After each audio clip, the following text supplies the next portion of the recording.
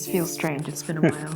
It has been a while. I was just saying we haven't done a real sort of stand-up because we've been doing our Reno videos. Which still isn't done. Well, we're close. We're close. But we are interrupting our series of renovations video for this particular video because there is a celebration coming up in France on February 2nd. Yeah. Called La Chandeleur. And if I've mispronounced it, please forgive me. It's also known as Candlemas. In England. In England. Yeah. And I don't think we really celebrate this so much in North America because I've never heard of it prior to this. I have heard the word Candlemas, but I didn't really know what it really was till we decided to collaborate again with the Bojon Gourmet, which is a creation of Alanna Taylor-Tobin, who is a great pastry chef in San Francisco. And we have actually reviewed some of her recipes in our previous videos. Playlist Link is up here. there. Yes. I'm getting used to this. And she was the one who proposed the idea, how about we create a video for La Chandeleur? Because the tradition in France is to eat crepes to celebrate this holiday. And it goes back to pagan days and pagan celebrations of the sort of rebirth of the sun after the winter. And since crepes have a sun shape and look to them, they're nice golden brown, in France they're traditionally eaten on this holiday to celebrate the start of the sun coming back after winter. Is it equinox? Yeah, I think it's midway between the equinox and the... Yeah. But and there was something about the 40 days after the birth of 40 Christ. days after Christmas. After so Christmas. It's all tied together. But the net thing is they eat crepes. So we decided to do the Bojon Gourmet's gluten-free paleo crepes. Now, the crepes are paleo. What we do with them isn't necessarily. Because we're not really paleos ourselves, but Nadia's a little sensitive to gluten, so she likes to, if she's going to indulge in a nice dessert, she'd rather not have to feel regrets the next morning. So gluten-free is a great option. And Alanna's recipes are always like so amazing. She's honestly the first gluten-free chef that I've come across whose recipes are delicious and not like cardboard in texture.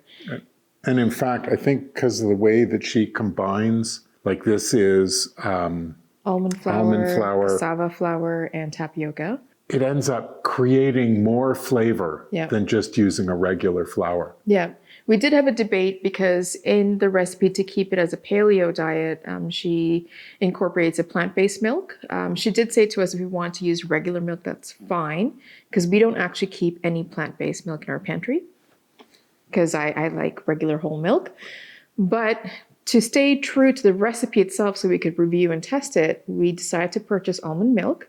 And you know what?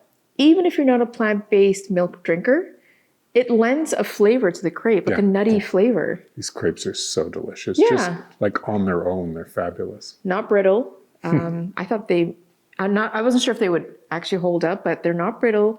They're very pliable and they come out nice and thin. Yeah, and they cook perfectly. Yeah. Considering I've normally failed at making crepes, this is my first successful crepe, and I haven't cooked these before. So with the crepes, we made her crepes, and then we decided to do one savory crepe with some Gruyere cheese, some pretty greens, and a fried egg, because it's just like a perfect. I love crepes, and I love like crepe brunches and stuff like that. And the sweet version we did called Crepes Suzette. Yep. And I've never had this before. I think, Rob, you've had it before. Well, I remember crepes because crepes got really popular in like the late 70s and early 80s, at least here in Toronto. And there were like very fancy crepe restaurants. Was it the flambe? And yeah, Crepes Suzette was like this thing. And because it's usually cooked tableside and it's flambe and it's very showy. So I remember Crepes Suzette from then. Yeah. And then I guess you'd never had it. No, Rob was like, let's make Crepes Suzette. I'm like, huh? So it started Googling, and obviously it's a well-known traditional French dish. And we're like, there are so many videos of doing Crepes Suzette, but we might as well try it. Again, these being gluten-free, because it's lacking the gluten structure, you want to make sure that it holds up to the cooking of something like a Crepes Suzette. It's a great way to test it out. And there's lots of origin stories about the Crepes Suzette, all having to do with a young chef in Paris who was cooking for the Prince of Wales before he became King Edward. And apparently he spilled or accidentally lit on fire all the liqueurs. Wasn't he 14 years 14. Old? It's expected, lighting things on fire accidentally. But when he tasted the results, it tasted fabulous. The Prince of Wales loved it, and said, "What are you going to name it?" And apparently there's a very pretty young woman at the table named Suzette, and the Prince of Wales declared that it should be named after her. So Crepes Suzette is what we have to this very day, and it really is a delicious recipe. And being a first-time trier, oh my God. Oh my God, it's so good. It is delicious and decadent. Very good. Now, the Suzette part of the recipe, we actually grabbed this recipe from a New York Times cookbook. Online article. And they, instead of making the caramel in the pan before you dip the crepe in, you actually make the syrup separately. So for the syrup, instead of using traditional oranges, we used Cara because they're in season right now. They're a bit pricier, but if they're in season, the taste alone is just worth having it. And for this particular one, it kind of took it up a notch for me. Yeah. And what I like about making the sauce sort of separately and caramelizing it in a pot is then it's very easy to sort of put together, like if you make 4 crepes and you serve them to your guests, then you're ready right away to do another set, and you can sort of quickly turn them out. So it's a fun party trick, kind of a. I didn't think of that. Yeah. But yes, that makes complete sense because and your New York Times recipe says about 6 to 8 crepes. So that makes sense. Yeah. And I love crepes because you can make them in advance, and then when you want to serve them, if you're having people over for brunch or something like that, you can just warm them in the pan, make a beautiful savory crepe from whatever ingredients you happen to want to use, and then when everybody's done with brunch, then you can warm up another set of crepes and make a sweet dessert, and you have a wonderful meal. Yeah, I think I'm going to make it again. Oh, for sure. The only thing I'm going to do next time is the syrup actually took me about 40 minutes to make, which is twice the time longer than it's stated in the recipe. But I think I'm going to make sure that it's a little bit looser next time. When it cooled down, it got quite thick. Mm-hmm. Yeah, it's a good lesson learned. Considering it's our first time doing it, it went pretty well. And Alanna's crepes really are good. They are good and they're easy to make. So the crepes are paleo, but the sweet and savory version of what we're adding to the crepes are not quite paleo, and that being the dairy and dairy. But that's up to you. You can add whatever ingredients you want. We don't really follow diets. We follow flavor. That's the way we roll. So if we're having a plant-based meal, non-plant-based meal, whatever other definitions or titles there are, we just enjoy food and we like exploring it. Mushroom crepes are one of my favorite sort of street foods. There's a few places in Toronto where they have like windows. You can just order your crepes and walk down the street with them wrapped in paper. Oh, I love that. Now, just in time, our heater just came on, so you're going to hear some background noise, which you will also hear in the cooking portion of the video because it's been, at the time of this recording, it is freezing cold in Toronto. Freezing to the point that we have actually ice and frost forming on the interior of our windows, doors, everything. It's so cold. So we opted to keep the heat on so we can survive through and make you guys some delicious crepes so you can follow along. So please excuse that. Yeah. But with all that said, I think we're ready to start the video. Hope you enjoy it. Enjoy, and if you do, like, subscribe, hit the bell, and we'll see you next time around. Yeah, and if you do make the crepes, please let us know what you think. Yeah, they're good. Worth the effort. All right. Shall we start? Let's go for it.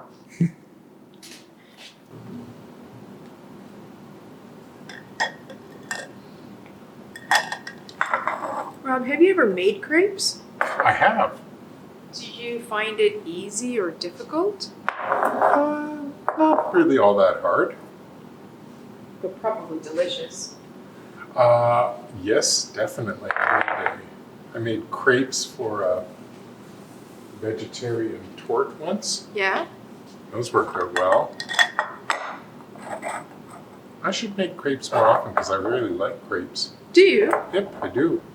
And since we have a crepe pan, We have your grandmother's crepe my pan. grandmother's crepe pan. Yeah.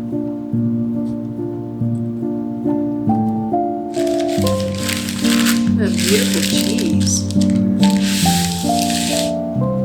It's really some year. A few of these, or one fried egg. Some beautiful leaves that we're going to dress up like the crepe. We're going to make with butter. The sauce for the crepes.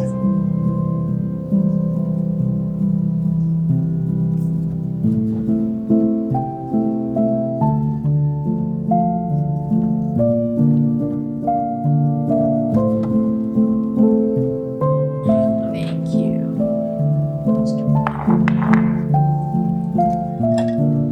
And what liquid goes in? Almond milk. Buttermilk.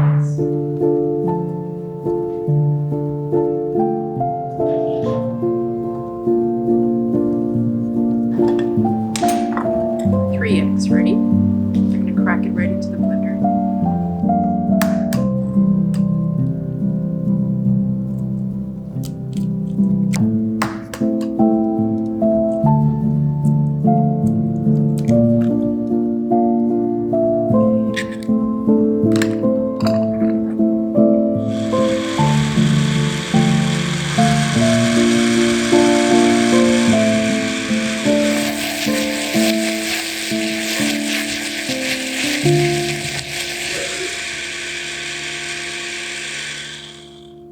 Right to the bottom.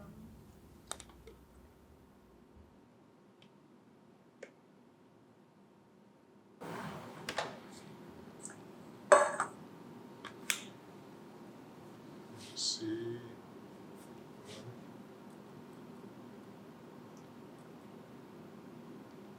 Okay. The ratio is pretty good It's pretty good. because it's not quite sticking too much to the spoon. So, that's that. We don't need the blender again, do we? No, blender is done.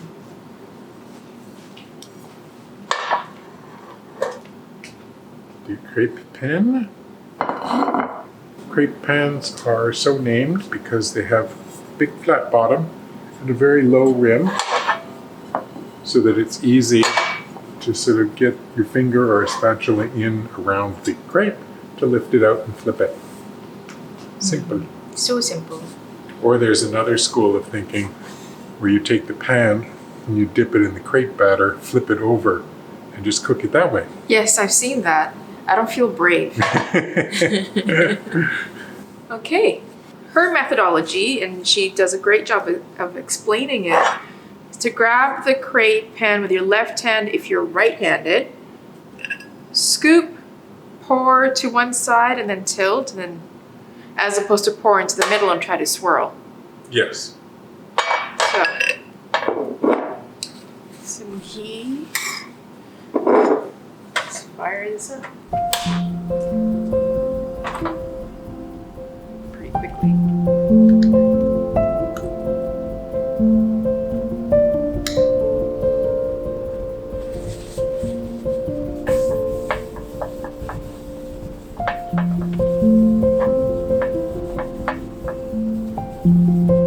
Okay.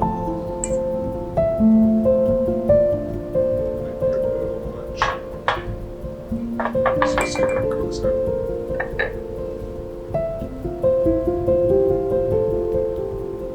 Yep.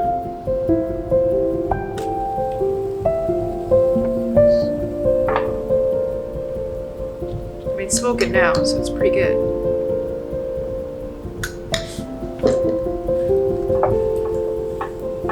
Yeah, it's a little too hot. Maybe a little less batter. That's looking good.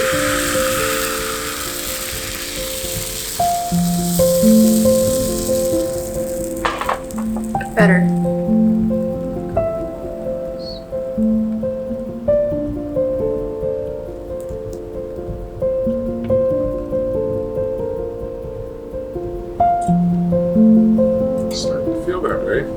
Yeah, because look.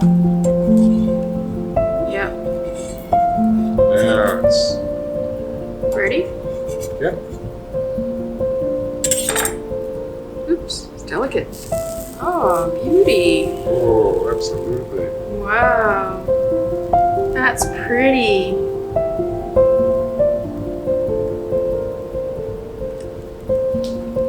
I'll take that grape.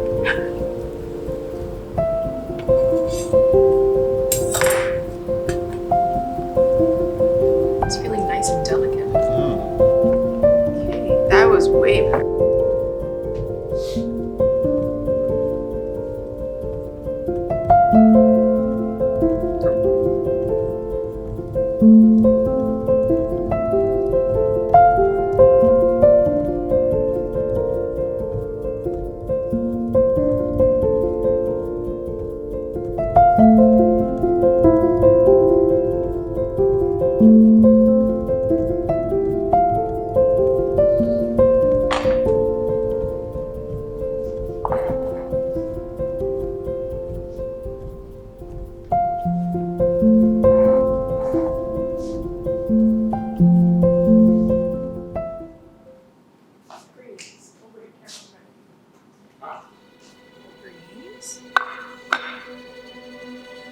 We'll just use the same pan.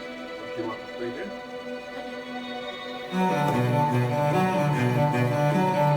This is the side that you don't want to shoot, right? That's correct. Take one away.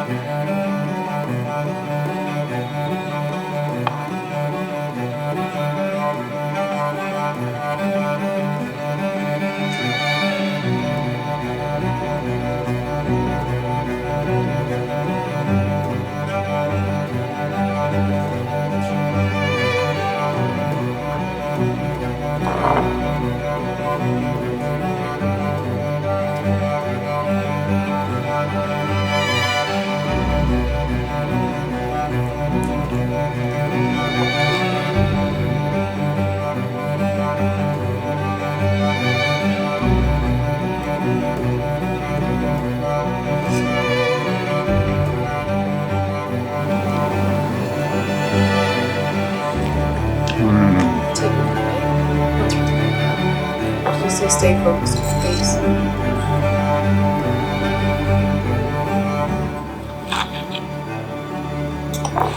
This is yummy for a brunch. That's what grapes are for.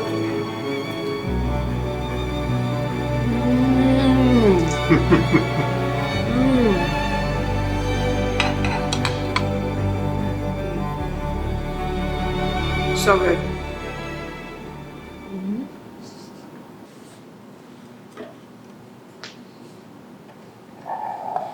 Do you want me to squeeze it here? Yeah. Because that way, if you get a shot, it's a nice, you'll have the oranges in the background. That's what I thought. Do you want me to put the other two here as well? Sure.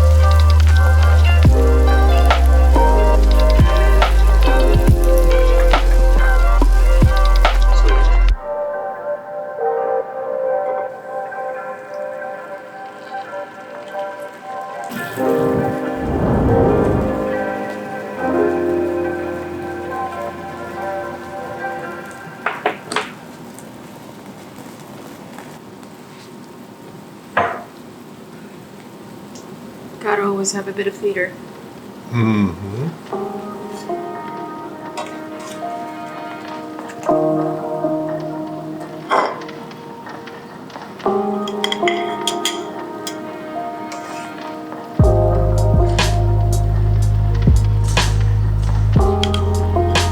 It sticks.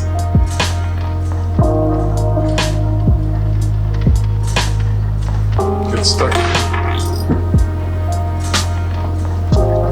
This I've never had before. Crepes Suzette.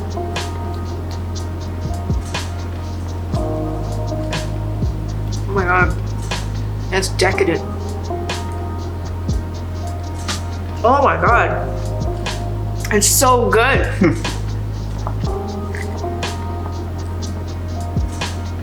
It's orange zest.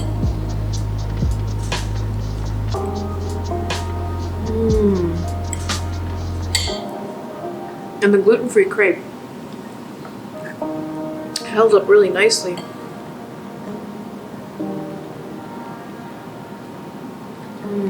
So that's a Crepes Suzette. Mm-hmm. Huh. That is absolutely a Crepes Suzette. I can see why it's been a traditional hit. Good. Delish. That's the end of the food shoot.